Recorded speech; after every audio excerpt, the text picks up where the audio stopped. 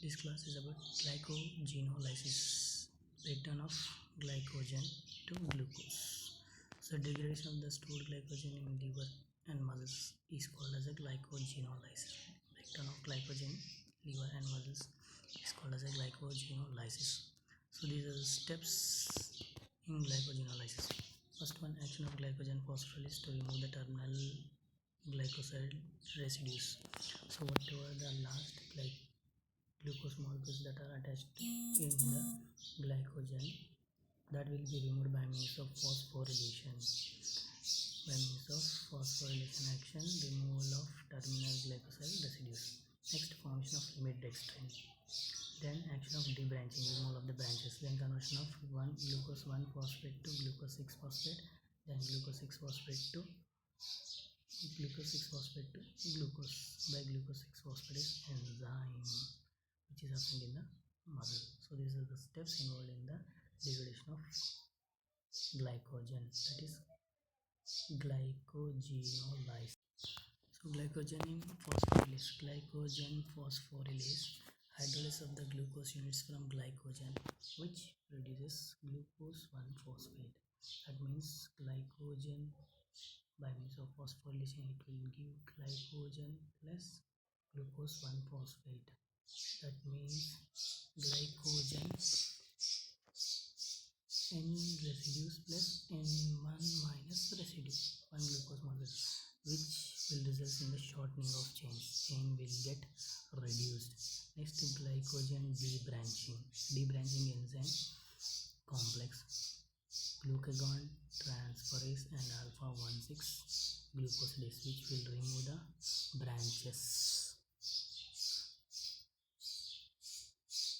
So glycogen phosphorylase catalyze the rate limiting step in the glycogenolysis. It is a rate limiting step in the glycogenolysis. It requires pyridoxal 5-phosphate PLP as a coenzyme. So phosphorylase, it requires the PLP, pyridoxal 5-phosphate coenzyme. So it will cleaves the alpha 1,4 glycoside bonds between the glycosyl residues at the non-reducing end. So these are the non-reducing ends. So this is a reducing end, this is a reducing end, this is a non-reducing end. So glycoside bonds between the glycosyl residues at the non-reducing ends by using phosphate to form glucose 1-phosphate, and further it converts to glucose 6-phosphate. So this is the non-reducing end of the glycogen. Here the glycogen primer is there, chain, and here by non-reducing end side glycogen phosphorylase by means of adding 1 phosphate group. So glucose 1-phosphate is releasing and making the chain to shorter. So next, glycogen shortened by 1 glucose residues. This will continues simple phosphorylation units, simple phosphorylases until 4 glycosyl units away from a branching point. This will continues until it forms the limit dextrin. So this is the limit dextrin, that is nothing but at the branching point 1, 2, 3, 4 glucose molecules will be left. Up to here the phosphorylation will take place. Further phosphorylation cannot be takes place after forming a limit dextrin. So that's why it is called as a limit dextrins. Phosphorylase digestion with glycogen are limit dextrins. So these are the non-reducing ends. This is a reducing end which is attached to the glycogenin primer. So limit dextrin, until it is a limit dextrins, phosphorylation will take place. Now removal of the branches. So first, oligo alpha 1,4 to alpha 1,4 glucagon transferase. It will remove the outer 3 of the 4 glycosyl residues attached at the branch. So what is happening means, this is a chain,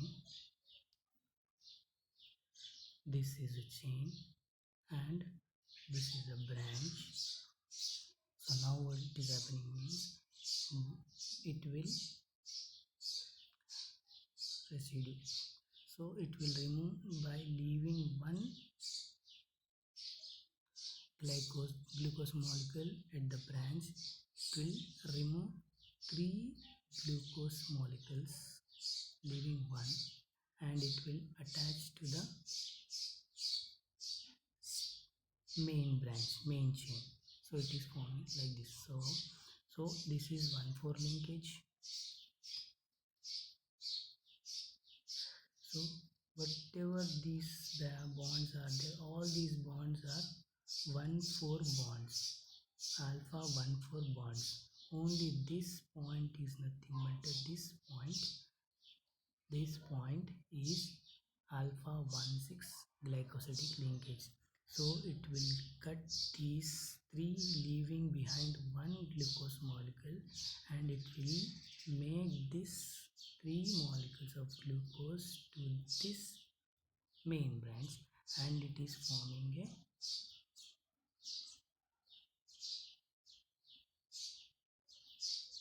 3 glucose residues, leaving 1 glucose molecule.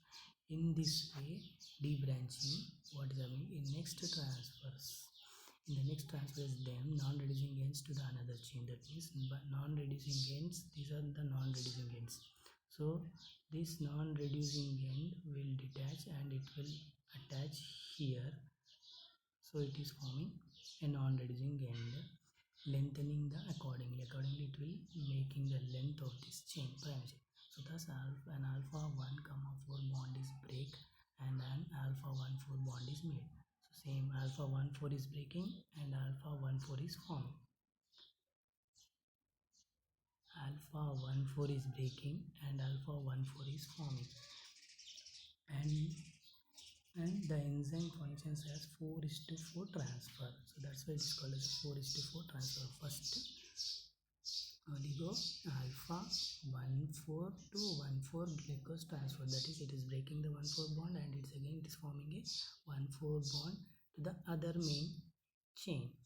It is breaking the chain, shortening the chain, leaving only one glucose molecule which is consisting of 1,6 alpha glycosidic linkage. Now the next enzyme what it is doing, the next remaining single glucose residue is attached an alpha 1,4 linkage that will be removed hydrolytically by alpha amylo alpha 1,6 glucosidase. By means of this enzyme, this bond will break and it will give free glucose molecules. In this way, branching will convert into debranching by means of 2 enzymes. The first one enzyme is the alpha glucose 1,4 alpha 1,4 glucan transferase. That means breaking of 1,4 and again forming of 1,4 bond. And after that, only one glucose molecule will be attached by means of 1,4-1,6 linkage. That will be break by means of amylo alpha 1,6 glycosidase, releasing free glucose molecule. Short summary. So this is the alpha 1,4 linkage. All these are having alpha 1,4 linkage except this is alpha 1,6 linkage. So debranching will takes place up to 4 glucose molecules from the branching. That means 1, 2, 3, 4. So now this structure is nothing but a limit dextrin. So all these will be formed the glucose 1 phosphate molecules. So further this limit dextrin cannot be undergo phosphorylation by means of glycogen phosphorylase. So that's why the next enzyme will come, that is debranching enzymes. This debranching, transfer of activity of debranching.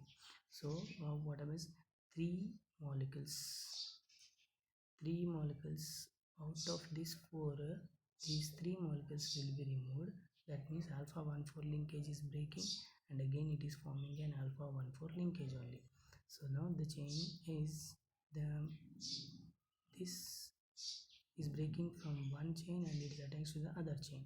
Now it is leaving only alpha 1,6 linkage. So the next enzyme alpha 1,6 enzyme will come into glucosidase activity debranching enzyme. It will remove this glucose molecule, single glucose, and complete unbranching is formed. Now next, substrate. Now substrate for further phosphorylation action. Now this will undergo further phosphorylation. Again this enzyme will come and it will convert this to again glucose 1-phosphate until the next limit dextrin is formed. So in this way degradation of glycogen will takes place. Next, after this, whatever the glucose 1-phosphate is forming, that glucose 1-phosphate will convert into glucose 1,6 bisphosphate by means of an enzyme serum. So next, enzyme serine PL. So glucose 1-phosphate will convert into glucose 6-phosphate. Glucose 1-phosphate will convert into glucose 6-phosphate. But finally, phosphoglucomutase is the enzyme that converts a glucose 1-phosphate to glucose 6-phosphate that can then enter into glycolysis in muscle for the energy production. In liver and kidney, the glucose 6-phosphate is converted into glucose by glucose 6-phosphatase for the release to blood. That means to maintain the blood glucose level. So glucose 6-phosphatase. So glucose 6-phosphate transporter is this one, and this is cytosol, this is lumen. From cytosol, glucose 6-phosphate is entering in this way, and glucose 6-phosphatase is the enzyme that will dephosphorylate, removes the phosphate group, and glucose will form, and this glucose will enter into the capillary bloods by means of glucose transporter 2 and glucose transporter 2. Why? Because glucose 6-phosphate will not remove from the lumen into the capillaries. So here the glucose 6-phosphate is entered by means of glucose 6-phosphate transporter. It will enter inside, but it will not leave. So further it will dephosphorylate, remove the phosphate group, and glucose will form, and the glucose will enter into the capillary to monitor the blood glucose concentration, and remaining the PA will enter by means of the PI transporter is T3.